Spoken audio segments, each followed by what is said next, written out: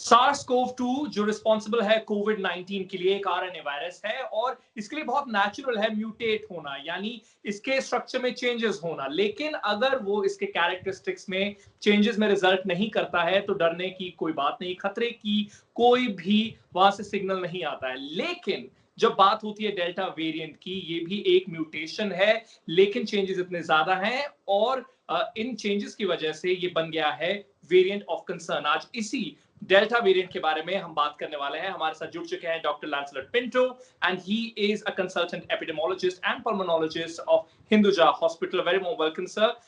First, Thank you. how much do we know about Delta variant? Of course, there's so much being talked about. Definitely, WHO has tagged it as a variant of concern. How much should we be scared from Delta variant? So whenever we talk about variants, there are three questions that we always need to ask. Number one is transmissibility, number two is virulence, and number three is immune escape. So what is transmissibility? कि एक इंसान से दूसरे इंसान को कितनी आसानी से ये वायरस फैलता है, that's transmissibility.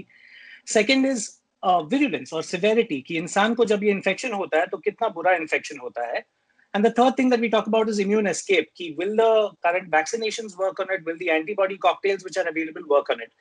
So when you talk about the Delta variant, it's almost certainly more transmissible than the earlier variants that have been described.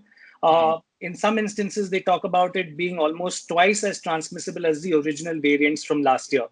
Which is not surprising. ज्यादातर डॉक्टर्स ने जिन्होंने ट्रीट किया है पेशेंट्स को Covid के साथ, उन्होंने देखा है कि ये टाइम पूरे परिवार जनरली इन्फेक्ट हो जाते हैं. पिछले साल, it used to be 1% or 2%. Generally, it's the whole family because this is clearly more transmissible from one person to another. The second question is, does it lead to more hospitalizations? Does it lead to more deaths? क्या इससे ज्यादा बुरे किस्म की बीमारी होने का chance है? And there is some data from the UK which suggests that it does lead to more hospitalizations, but we are not sure whether it leads to more deaths or not. So mortality might be more or less similar to the earlier variants, but it might lead to more hospitalizations and therefore could be an increased burden on the healthcare. Okay, so there's another study from UK about reinfection. We'll get to that as well. But of course, you explained it beautifully. What is Delta variant and the classification, of course. Why is it a concern? We've covered. But now let's talk about its evidences on transmissibility or fertility. So, of course, आपने बताया कि transmissible तो ज़्यादा है ही, double है. Fertility की जहाँ अगर आप, if you can touch upon that. So if you look at the UK, for example, I think the latest study showed that 61% of all their strains right now are the Delta variant. So in a very short span of time, it has become the leading variant in the UK as compared to the earlier Kent variant, which was described earlier. So again, showing us that it's very transmissible. Once it enters a population, it spreads very rapidly across that population and becomes the dominant strain. I think the general belief, based on what we know so far, is that it may not lead to more deaths. It may not cause more mortality.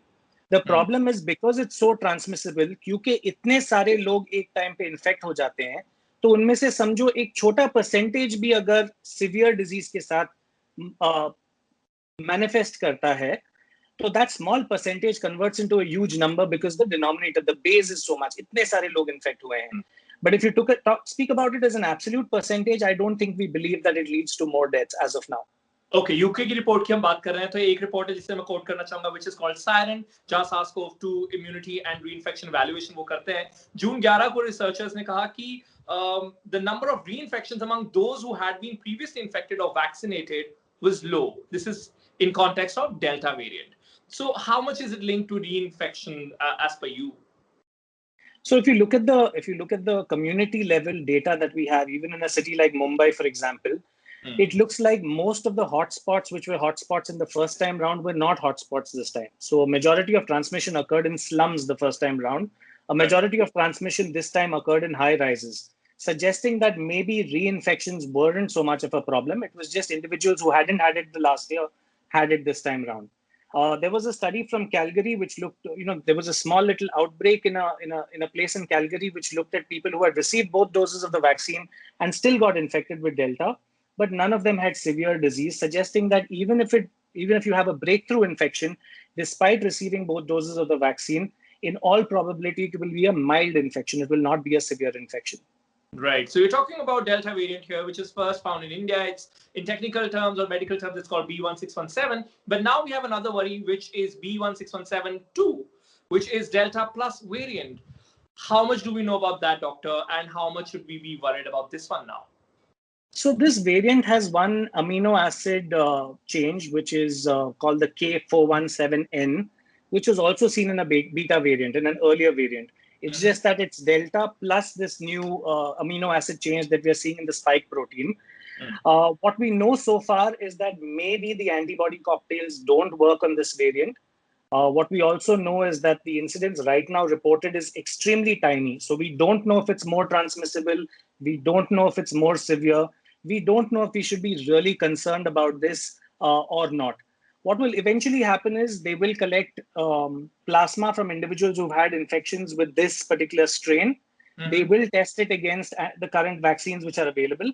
And that will give us more knowledge about whether the current vaccines will neutralize this strain or not. But as of now, there is no reason to panic, or there's no reason to believe that this will cause a big problem in the future. Okay, now comes the million-dollar question, which is, are currently available vaccines effective against the Delta variant? So what was found in a study, and this comes from PHE, which is Public Health England, where possibly done the largest study on this, where they found that individuals who had received one dose of the vaccine, the efficacy of the vaccine was about 33%, which used to be roughly 50% for the earlier variants. So the vaccine efficacy after one dose seems to be quite low. If you received 2 doses of the vaccine, the efficacy increased to about 64% or so for the Oxford strain, which used to be about 74% or so with the Alpha variant. But we're talking about symptomatic infection. We're not talking about severe infection. We're not talking about deaths.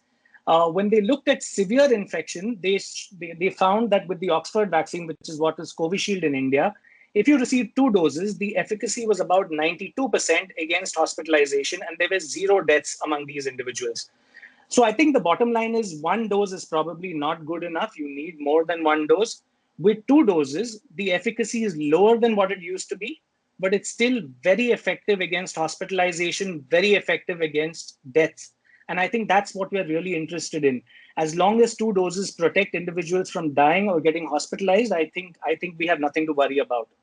Okay, तो ये मेरे सवाल थे, लेकिन कुछ हमारे जो दर्शक हैं उन्होंने अपने निजी सवाल भेजे हैं जो अभी मैं आपसे पूछने वाला हूं। तान्या मक्कर का सवाल है, My daughter is 3 years old and autistic. She doesn't wear a mask. Do I need to get her vaccinated also? She's very young, so I'm confused. So at the age of 3, we really don't have the data on vaccines yet. Most of the trials have looked at individuals 12 years and above. Maybe eventually we will have data. We will be able to recommend it.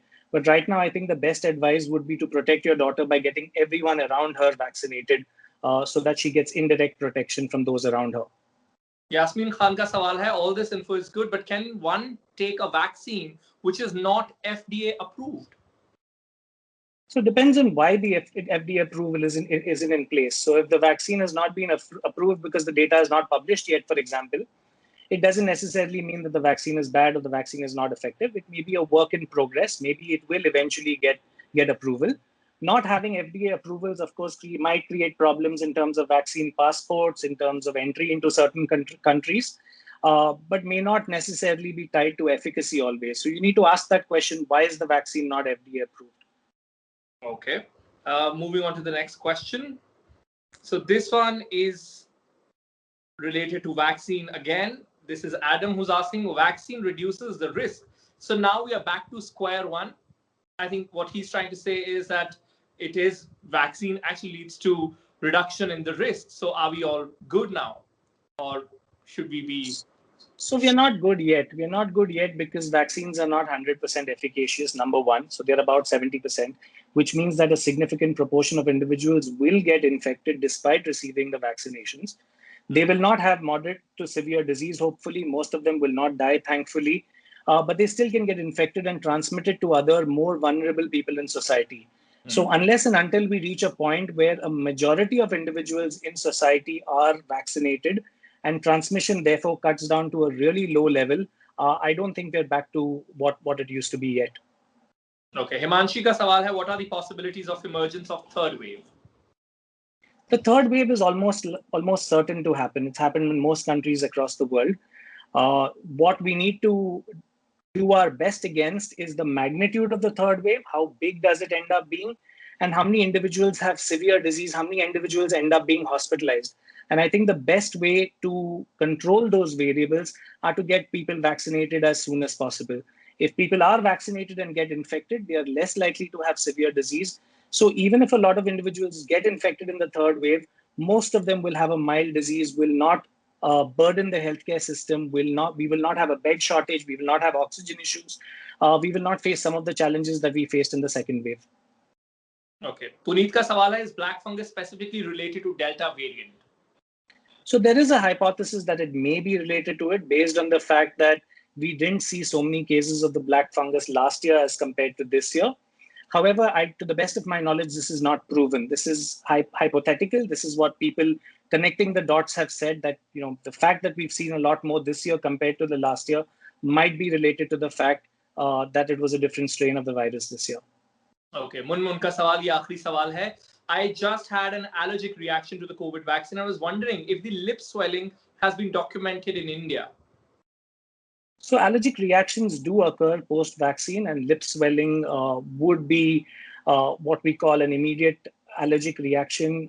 If it leads to shortness of breath, for example, it's not something that we take lightly. So if the person is feeling some sort of a choking sensation, they should seek help immediately because potentially those things can lead to bad outcomes.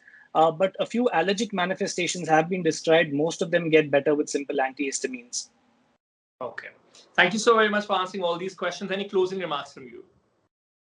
So I think it cannot be emphasized enough that vaccination is extremely important. And as of now, despite some variants being reported, we have no reason to panic as long as we are vaccinated. It does suggest that vaccinations still protect us from severe disease. And I think that's extremely important to remember. Thank you so very much. इसी के साथ ये video होती है खत्म। देखते रहिए NDTV और बनेगा स्वस्थ इंडिया। मेरा नाम है Arun Singh. It's a goodbye from my side.